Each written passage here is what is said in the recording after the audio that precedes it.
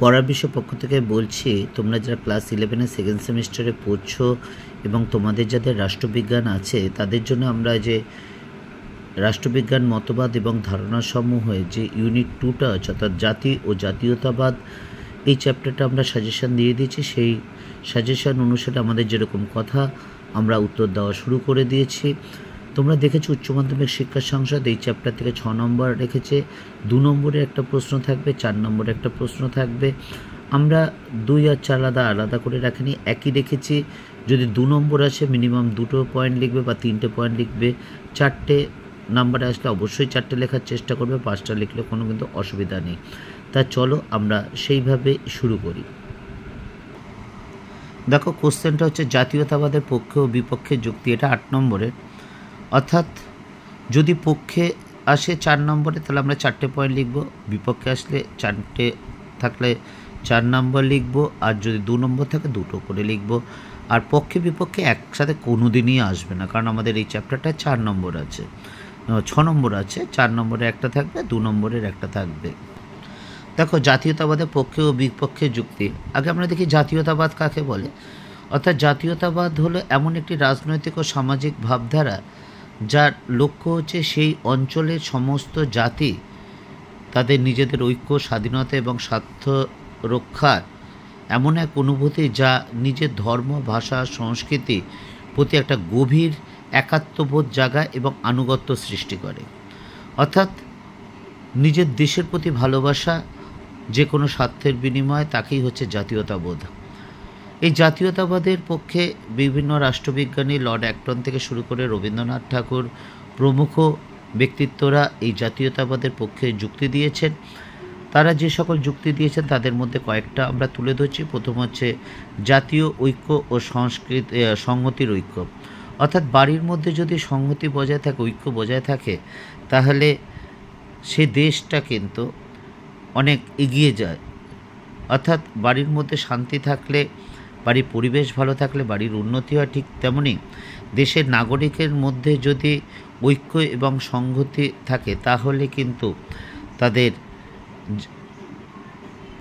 তাহলে সেই দেশের অগ্রগতি হয়। অর্থাৎ এই জাতীয়তাবাদ দেশের মানুষের, নাগরিকদের মধ্যে একটা ঐক্যের ভাব কিন্তু জাগিয়ে তোলে। 2 নম্বর পয়েন্টটা দেখো, জাতির উন্নয়নে সাহায্য করে। জাতীয়তাবাদ মানুষকে দেশের অগ্রগতির জন্য অনুপ্রাণিত করে বা উৎসাহিত করে, বলে শিক্ষা, সংস্কৃতি প্রভৃতি ক্ষেত্রে কিন্তু অগ্রগতি ঘটে। 3য় পয়েন্টে দেখো, স্বাধীনতা আন্দোলনের প্রেরণার জায়গায়। এই আমরা দেখেছি পরাধীন ভারতবর্ষে শোষিত ভারতবাসীরা, নিপীড়িত ভারতবাসীরা, তারা দেশের প্রতি ভালোবাসা স্বরূপ তারা ব্রিটিশদের বিরুদ্ধে প্রবল আন্দোলন গড়ে তুলেছিল।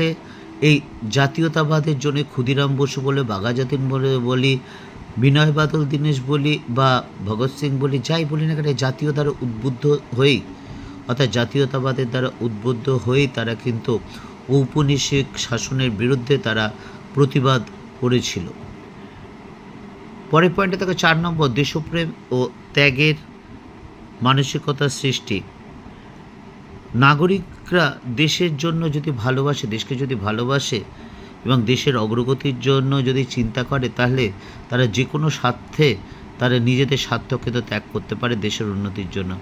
আমরা ক্ষুদিরামকে দেখেছি বা মাদার টেরেসাকে দেখেছি,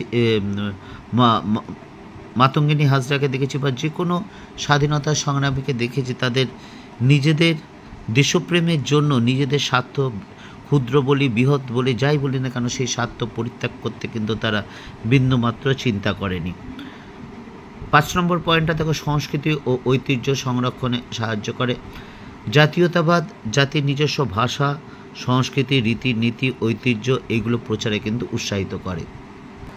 আবার রাষ্ট্রবিজ্ঞানীদের একাংশ যেমন Karl Marx, Lord Acton, Woodrow Wilson প্রমুখ রাষ্ট্রবিজ্ঞানী এই জাতীয়তাবাদের বিপক্ষে বেশ কিছু যুক্তি দিয়েছেন।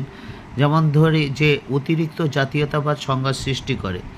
এটা আমরা দেখেছি ইতিহাসে যে যা দ্বিতীয় বিশ্বযুদ্ধের অন্যতম কারণ, যা ইংল্যান্ড তার নিজের দেশকে শ্রেষ্ঠ বলছে, জার্মানি তার দেশকে শ্রেষ্ঠ বলছে, ফ্রান্স তার জাতিকে শ্রেষ্ঠ বলছে। এর ফলে অর্থাৎ সেই দেশ শ্রেষ্ঠ, বাকি সব নিকৃষ্ট। অর্থাৎ এই যে জাতীয়তাবাদ, উগ্র জাতীয়তাবাদ, সেই উগ্র জাতীয়তাবাদ কিন্তু বিশ্বকে একটা যুদ্ধের মুখে নিয়ে যায় বা সংঘাতের পরিবেশ সৃষ্টি করে।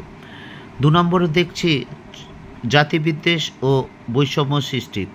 চরম জাতীয়তাবাদ অন্য জাতি বা ধর্ম বা সম্প্রদায়ের প্রতি ঘৃণা বা বিদ্বেষ সৃষ্টি করে, যা সমাজে বিভাজন ঘটায়।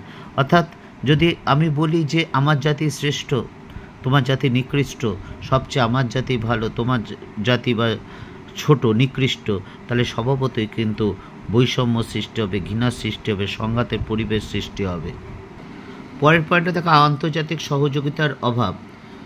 জাতীয় স্বার্থকে যদি অগ্রাধিকার দেওয়া হয়, অর্থাৎ সবার উপরে যদি জাতীয় স্বার্থকেই অগ্রাধিকার দেওয়া হয়, তাহলে যে আন্তর্জাতিক সংহতি, মানবতাবাদ, বিশ্ব শান্তির ধারণা কিন্তু ক্ষুণ্ণ হবে।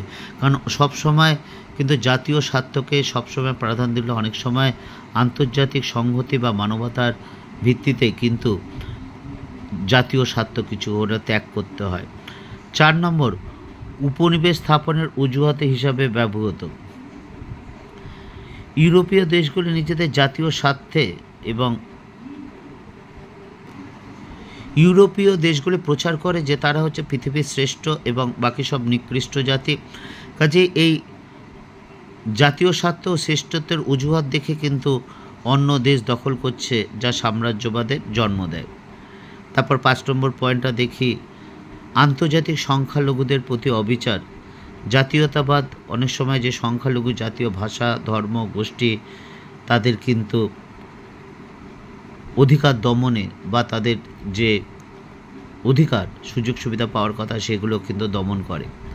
কাজে উপরোক্ত আলোচনার পরিপ্রেক্ষিতে বলা যায় যে জাতীয়তাবাদ যেমন একদিকে মানুষের স্বাধীনতা, ঐক্যের প্রতীক, ঠিক তেমনই এই জাতীয়তাবাদ যদি চরম আকার ধারণ করে বা উগ্র ধারণ করে, তাহলে কিন্তু তা যুদ্ধের কারণ হয়ে যায়। তাই সুস্থ এবং মানবতাবাদী জাতীয়তাবাদ, যা দেশপ্রেম এর সঙ্গে আন্তর্জাতিক সহযোগিতা বা সহমর্মিতার মাধ্যমে বিশ্ব ভ্রাতৃত্ববোধ গড়ে ওঠে বা বিশ্ব বন্ধন গড়ে ওঠে, সেই জাতীয়তাবাদের প্রতি কিন্তু আমাদের দেখতে হবে। পড়া বিষয় পক্ষ থেকে এতটুকুই। অগ্রিম শুভেচ্ছা রইল সকলের জন্য। যদি ভালো লাগে চ্যানেলটি অবশ্যই লাইক করে সাবস্ক্রাইব করে বেল আইকন টিপে রেখো। আর আমরা history, pol science, philosophy, education আলোচনা করি ঠিক উচ্চ মাধ্যমিক শিক্ষা সংসদ যেইভাবে চাচ্ছে।